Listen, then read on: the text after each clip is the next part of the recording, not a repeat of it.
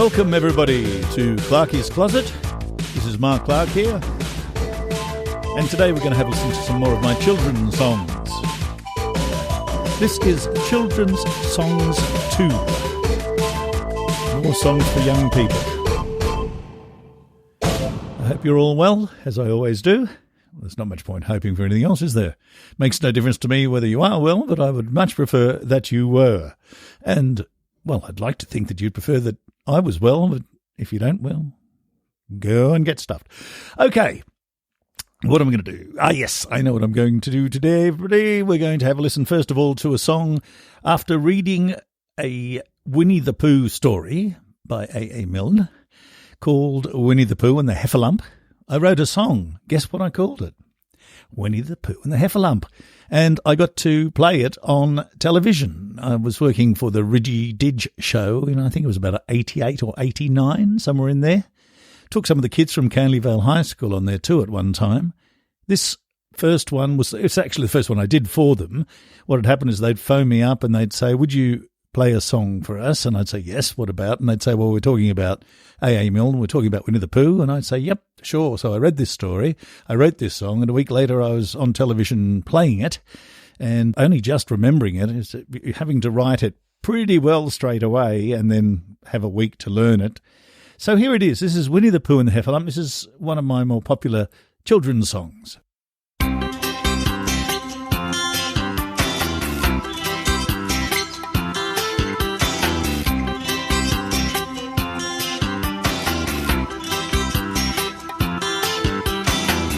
one night where the stars are bright and the heffalumps go bop in the night. Winnie the Pooh had a thought. Piglet, he said, let's get a heffalump caught. So they put a jar of honey in the bottom of a pit. They were hoping that a heffalump would fall in it. That's the pit, not the jar. But Pooh was a greedy bear, and late that night he jumped down there. And you see, Pooh got his head in the honey pot. He was licking up the honey from the bottom of the jar. When Pooh got his head in the honey pot, he was licking up the honey from the bottom of the jar. When Pooh got his head in the honey pot, he was licking up the honey from the bottom of the jar. When Pooh got his head in the honey pot, and he couldn't get it out, although he waggled it about because his head was in too far.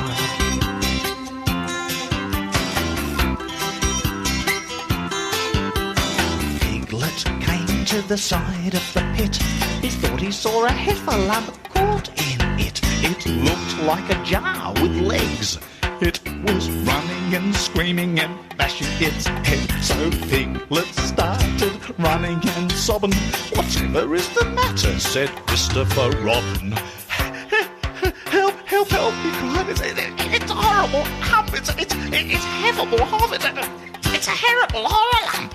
But really, Pooh got his head in the honey pot.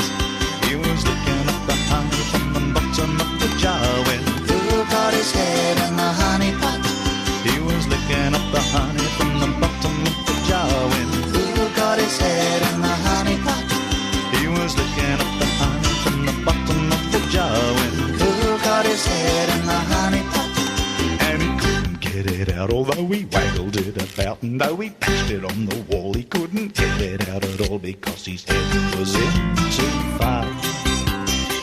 That's what you get for being greedy.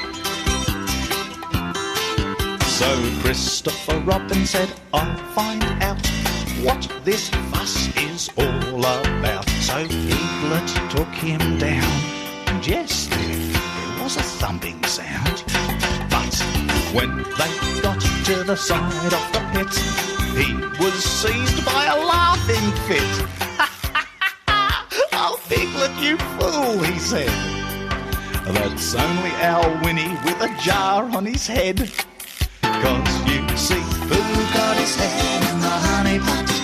He was licking up the honey from the bottom of the jar. When Pooh got his head in the honey pot, he was licking up the honey from the bottom of the jar. When Pooh got his head in the honey pot, he was licking up the honey from the bottom of the jar. When Pooh got his head in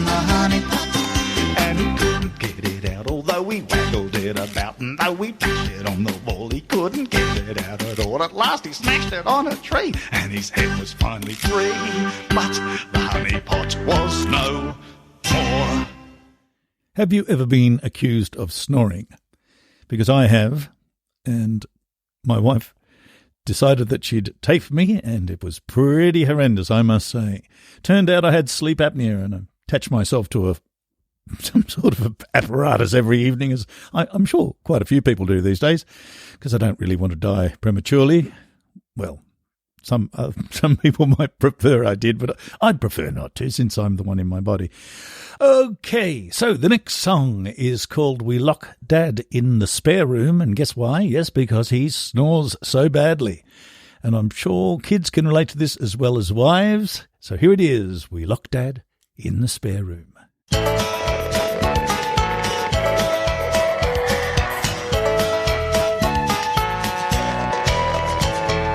My dad came home late last night, lay in bed and snored all night. He drove us mad, so Mum and I, we locked him in the spare room. Make no mistake, I love my dad, best dad anyone ever had. But when he snores, he drives you mad, so we lock him in the spare room. My dad really loves my mum, and she'd do anything for him. But when he snores, she goes for the gun, best to lock him in the spare room. My mum's having a baby soon, and when she does, it'll get that room. But until she does, my dad is doomed to be locked in the spare room.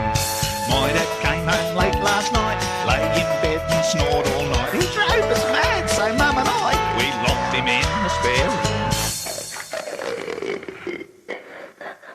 If any of you heard my children's songs 1, which was a few weeks ago now, I think, you might recognise that very deep sound, because it was made through the same machine that I used in Tyrannosaurus Rex Look Out. If you want to look at Children's Songs 1, if you can find it, the last song is Tyrannosaurus Rex Look Out, and you can either make a very high voice with this little Rockman keyboard thing, or you can make a very low one, and that was the very low one, and I thought I'd put it to good use in that song.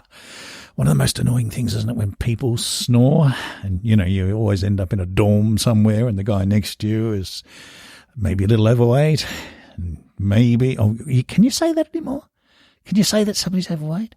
I was watching the telly the other night, and the cartoon had to take out any reference to somebody because they were a bit overweight, and I noticed that you can't say fat anymore, and they've taken it out of Roald Dahl's books. Oh my God, what's going on in the world?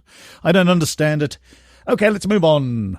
The next one is about a monkey. It's about a monkey, and I try to do a sound of a monkey, but it's pretty poor, to be honest with you, but you'll get the idea of the song. Lots of guitars layered in there, a bit of rock, a little bit of rock for the kids. Have a listen. This one's called Blue and the Monkey.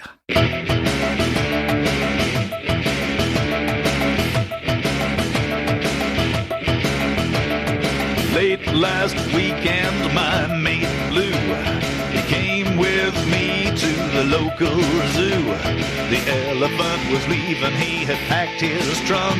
He was next to a camel with just one hump, and a monkey who kept laughing at Blue. Well, the lion was angry, he just roared. The hippo kept yawning, guess he was bored. The zebra stood there looking like a painted horse, and the bear was grizzly, well, of course. The parrot on his perch said, "Pieces of meat."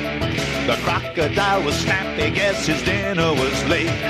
The tiger was toey, kept prowling around. The giraffe was chewing leaves, and he was looking down at the monkey who kept laughing at Blue. Well, the lion was angry, he just roared. The hippo kept yawning, guess he was bored. The zebra stood there looking like a painted horse, and the bear was grizzly, well, of course. The parrot on his perch said, "Pieces of meat." The crocodile was snappy, guess his dinner was late. The tiger was toey, kept prowling around. The giraffe was chewing leaves, and he was looking down at the monkey who kept laughing at Blue.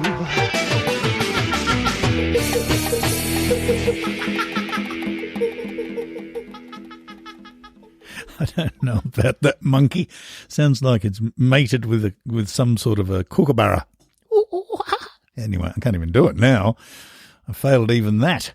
Okay, I'm going to play you a live song now. This is a song where I was sitting amongst a bunch of kids on the Ridgy Did show, Channel 10, I think it was, back in the late 80s, and they stuck me in amongst the kids. They said, we're talking about Banjo Patterson. Would you come on, write a song about it? So I wrote a song called The Man from Snowy River.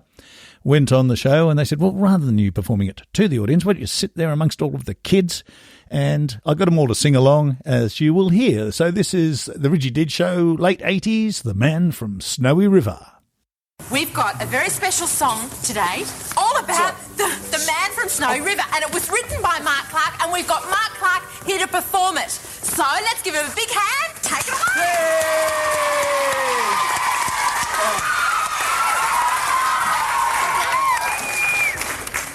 All the greatest riders of the land had gathered round. A horse had got away, and he was worth £1,000.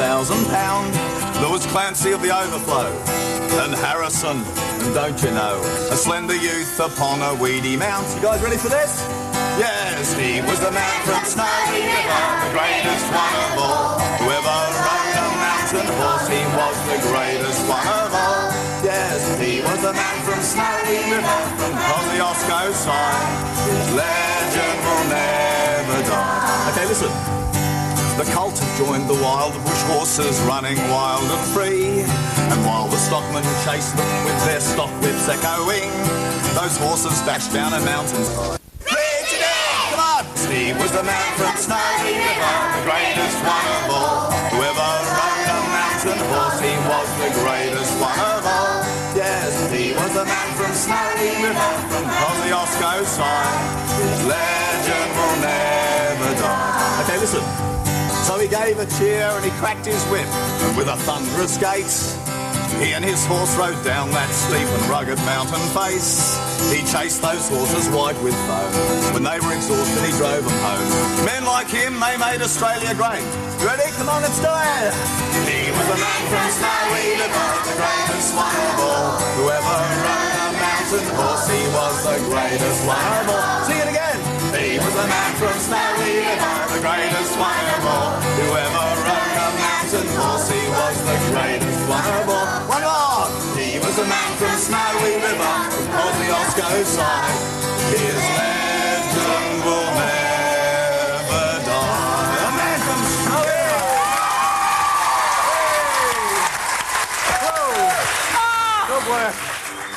And a good time was had by all. If you're an attentive listener, you might have noticed there's a bit of a what would you call it, a glitch in there. That's because somewhere along the line, after we'd taped that, somebody pressed probably me, pressed the erase button, forgetting that this is something that I will probably never, ever need again. And here we are. But if you have a listen, you'll hear that I patched a little bit together. It suddenly went to somebody in a very deep voice doing one of these things, on as they used to. Every age has a funny way of doing a voiceover, and every age looks back on the last one and thinks it's really corny. It's like the old Orson Welles down the arm, here in Australia sort of stuff, and these days we think that's hilarious. But how funny is it going to hear? Have you heard I think it's Channel 7, the guy goes, it's tonight on Channel 7. It's like trying to make everything sexy even though it isn't. Okay, and this is not particularly sexy either. This is called I Looked Into Our Fridge Last Night. And you've got to imagine a little kid looking in the fridge and going, oh my God, something's wrong. Dad has done something wrong. Of course, it's always Dad that does something wrong. We all know that. So here it is. I looked into our fridge last night. It's a bit of an Irish jig.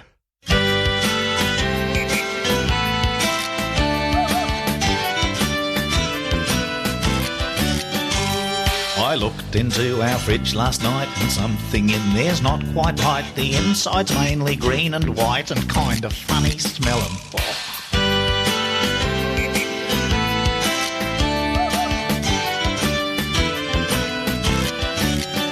Mum cleans the fridge out once a month, but I think she forgot last month. In fact, to be honest, I've got a hunch that she forgot last year.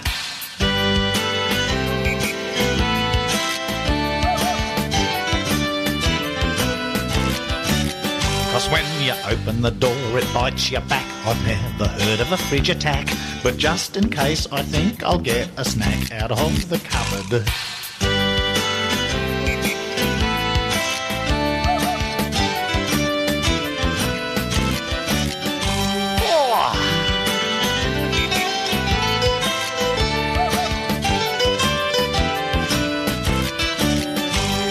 I looked into our fridge last night and something in there's not quite right. The inside's mainly green and white and kind of funny smelling.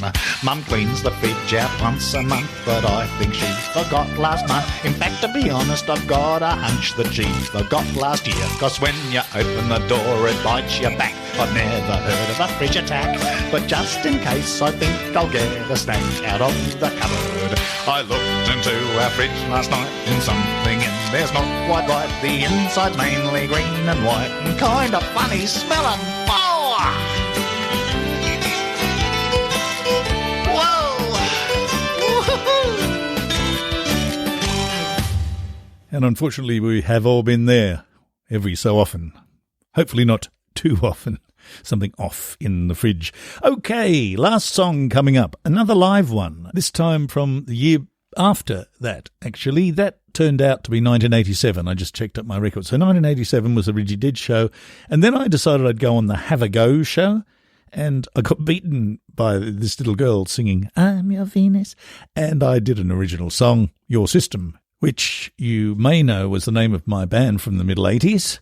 If you've had a listen to some of the other podcasts I've done, there's a couple on Your System. So I did that. I got beaten 30-28 by the clapometer, which was organised by the people there. And they said, look, sorry about that. The little girl was so gorgeous. And she was gorgeous and she was good too.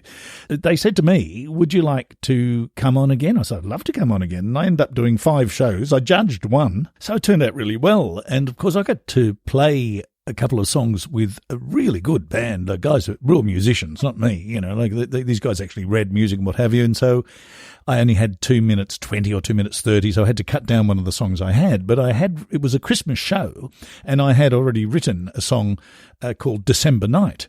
So I just cut that down by a verse because I couldn't do it in the 2.5 minutes, and they played behind me, and they were really good. And this is a recording of that. And I think this is my 4th time on, and people were getting to know me, and it was actually going quite well there for a while. I was in my late 20s and having a really good time. So here it is, December Night. Own Christmas song. Please welcome for the song All About Christmas Down Under, Mr. Mark Clark. Woo! Here we go. Yeah.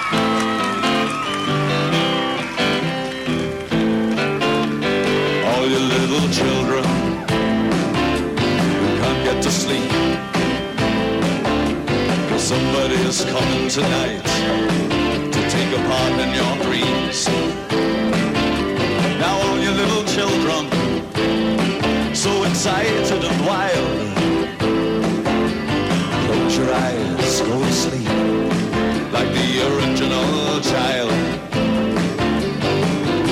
I dream you were sailing on a magical ship somewhere in the magical isles. Somewhere up above you is a magical sound. Somewhere in the magical sky, Santa Claus is laughing, hear his bells on the wind. Underneath the frozen night, he will only visit you while you are asleep. Close them tight, close your eyes tight. All you little children can't get to sleep. Somebody is coming tonight to take a part in your dreams. Now all your little children, so excited and wild, close your eyes, go to sleep like the original child. Because into his bedroom he will arrive now. Santa's got a big surprise. Why don't you wake up your daddy? Show him as soon as you